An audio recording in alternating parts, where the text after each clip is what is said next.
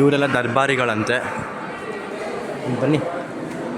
But ನೀವು ನೋಡ್ತಾ ಇರ್ಬೋದು ಬಾಗಿಲೆಲ್ಲ ಯಾವ ಥರ ಇದಿದೆ ಅಂತೇಳಿ. ಆಗಿನ ಕಾಲದ ಬಾಗಿಲು ಇವೆಲ್ಲ ಇಲ್ಲಿದೆಯಲ್ಲ, ಮಸ್ತಿಗಿದೆ ಮಾತ್ರ. ಇವೆಲ್ಲ ಮಿಸ್ ಮಾಡ್ಕೊಂಡಿದ್ದೀನಿ ಲಾಸ್ಟ್ ಟೈಮ್ ನಾನು ಬಂದಾಗ, ಒಂದು ನೋಡಿಲ್ಲ. ಜಯಲಕ್ಷ್ಮಮ್ಮನ ಮನೆಯು, ಕೃಷ್ಣ ರಾಜಮ್ಮನ ಮನೆಯು, ಕೆಂಪಚಲಮ್ಮನ.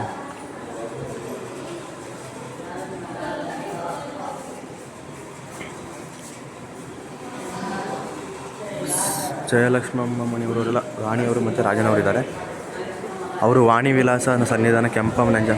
ಈ ಒಂದು ವಾಣಿ ವಿಲಾಸ ಒಂದು ಏನು ಚಿತ್ರದುರ್ಗದಲ್ಲಿ ಕಟ್ಟಿರ್ತಕ್ಕಂಥ ಒಂದು ಡ್ಯಾಮ್ ಇದೆಯಲ್ಲ, ಅದು ಇವ್ರು ಕಟ್ಟಿರ್ತಕ್ಕಂಥ ಒಂದು ಡ್ಯಾಮು. ಅದು ಕೆಂಪ ನಂಜಮ್ಮಣಿಯವರು. ಆವಾಗಿನ ಕಾಲದಲ್ಲಿ ತಮಿಳಿಯನ್ಸ್ ಇದ್ದಾಗ ಇವನ್ ತಮಿಳವ್ರನ್ನ ನಮ್ಮ ಕರ್ನಾಟಕದಲ್ಲಿ ತಮಿಳವ್ರನ್ನ ನಮ್ಮ ಕರ್ನಾಟಕಕ್ಕೆ ಕರೆದು ಅವ್ರ ಕೈಯಿಂದ ಏನೋ ಒಂದು ಕೆಲಸ ಮಾಡ್ಬೇಕಾದ್ರೆ ತಮಿಳವರು ನಮ್ಮ ಚಿತ್ರದುರ್ಗವನ್ನು ವಶಪಡಿಸ್ಕೊಂಡಾಗಲೇ ಇವರು ಅದನ್ನು ದೂರ ಮಾಡಿರ್ತಕ್ಕಂಥದ್ದು. ಸೊ ಅದು ನೋಡ್ತಿರ್ಬೋದು ನೀವು. ಚಾಮರಾಜ ಒಡೆಯವರ ಮದುವೆ. ಅಗೇನ್ ಚಾಮರಾಜ ಒಡೆಯರು 1863 to 1894. ಇದು ಬಂದು ಮೂರನೇ ಕೃಷ್ಣರಾಜ ಒಡೆಯವರು, ಅಂದರೆ ಮುಮ್ಮಡಿ ಕೃಷ್ಣರಾಜ ಒಡೆಯವರು. ಸೊ ಸಿಂಹಾಸನ ರೂಢ ಅಂದರೆ ನಮ್ಮ ನಾಲ್ವಡಿ ಕೃಷ್ಣರಾಜ ಒಡೆಯರು ಇಲ್ಲಿದ್ದಾರೆ ನೋಡಿ, ಇವರೇ 1884 to 1940. ಸೊ ಇವ್ರ ಕಾಲದಲ್ಲೇ ನಮ್ಮ ಮೈಸೂರು ಇನ್ನೂ ಉನ್ನತವಾಗಿ ಬೆಳೆದಂಥ ಒಂದು ಇದು ಇದೆ. ಇವ್ರ ಬಗ್ಗೆ ಹೇಳ್ತಾ ಹೋದರೆ ತುಂಬ ದೊಡ್ಡದಾಗಿದೆ. ಆ್ಯಂಡ್ ಇವರು ಕಂಠೀರವ ನರಸಿಂಹರಾಜ ಒಡೆಯರು ರಾಜರಾದ ನಂತರ ಬಂದಂಥವ್ರು. ಇಲ್ಲಿ ನೀವು ನೋಡ್ತಿರ್ಬೋದು ರಾಜವಂಶಸ್ಥರ ಭಾವಚಿತ್ರಗಳು. ಕೆಂಪ ನಂಜಮ್ಮ ಮಣಿಯವರು, ಇವ್ರ ಬಗ್ಗೆ ಒಂದು ಪುಸ್ತಕನೇ ಓದ್ಬೋದು, ಅಷ್ಟೊಂದು ಸಾಹಸಗಳಿದೆ ಇವ್ರದ್ದು.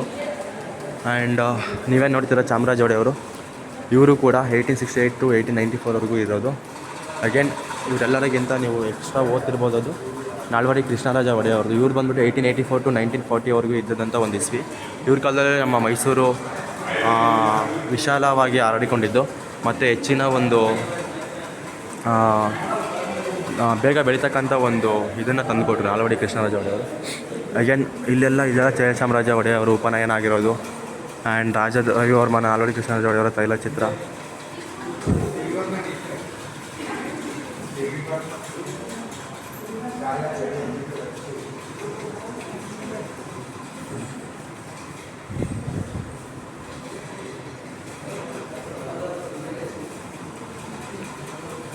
ಸೊ ಇವರೇ ರಾಣಿ ಅಲೆಕ್ಸಾಂಡ್ರ್ ಅವರು.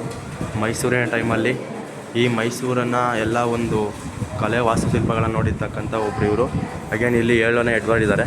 ಸೊ ಇವರು ನಮ್ಮ ಮೈಸೂರಿನಲ್ಲಿ ಕೆಲ ಕಾಲ ಆಳ್ವಿಕೆ ಮಾಡಲಿಕ್ಕಂತ ಬಂದಾಗ ಇದ್ದಂಥ ಒಬ್ಬ ಬ್ರಿಟಿಷ್ ಅಧಿಕಾರಿ. ಇವ್ರು ಬಂದುಬಿಟ್ಟು ರಾಣಿ ಅಲೆಕ್ಸಾಂಡರ್ ಯಾವುದೇ ಒಂದು ವಸ್ತು ನೋಡಿದ್ರೂ ಬೇಕು ಅಂತ ಒಂದು ಹಠ ಮಾಡ್ತಿರ್ತಕ್ಕಂಥ ಒಂದು ಹೇಳಿ.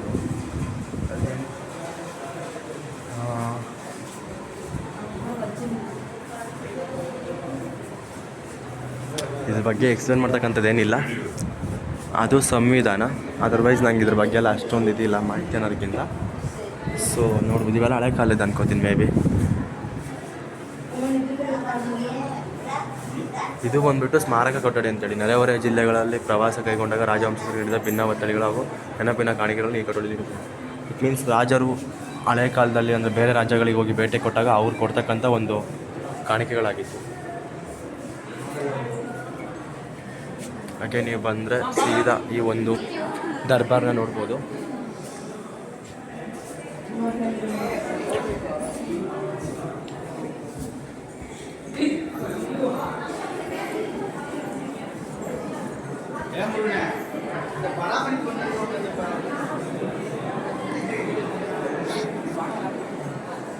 ಮಳೆ ಬಂದರೆ ನೀರನ್ನು ಸಂಗ್ರಹಿಸ್ತಕ್ಕಂಥ ಒಂದು ಇದು. ಈ ಮಳೆ ಬಂದರೆ ಮೇಲಿಂದ ನೀರು ಬಿದ್ದು ಇಲ್ಲೆಲ್ಲ ಸಂಗ್ರಹ ಆಗಿ ಇಲ್ಲೇನಿದೆಯಲ್ಲ ಇದ್ರ ಮೂಲಕ ನೀರು ಒಳಗೋಗಿ ಮಳೆ ಕೊಯ್ಲನ್ನು ಮಾಡ್ತಾಯಿದ್ರು ಅನ್ಸುತ್ತೆ ಮೇ ಬಿ. ಅಥವಾ ಯಾವುದಾದ್ರೂ ಸಭೆ ಗಿಬೆ ಇದ್ದರೆ ಅದಕ್ಕೂ ಇರ್ಬೋದು. ಅಷ್ಟೊಂದು ಸರಿಯಾಗಿ ನಂಗೆ ಇದ್ರ ಬಗ್ಗೆ ಮಾಹಿತಿ ಗೊತ್ತಿಲ್ಲ ಈ ಒಂದು ಇದ್ರ ಬಗ್ಗೆ. ನೋಡಿ ಹೊರಾಂಗಣದಿಂದ ಹಿಂಗಿದೆ, ಐ ಮೀನ್ ಅಂದರೆ ಒಳಗಿನ ಒಂದು ಕೊಠಡಿಯಿಂದ ನೋಡ್ತಕ್ಕಂಥ ಗೋಡೆ ಶಿಲ್ಪಗಳೆಲ್ಲ ಹಿಂಗಿದೆ. ಈಗೇನು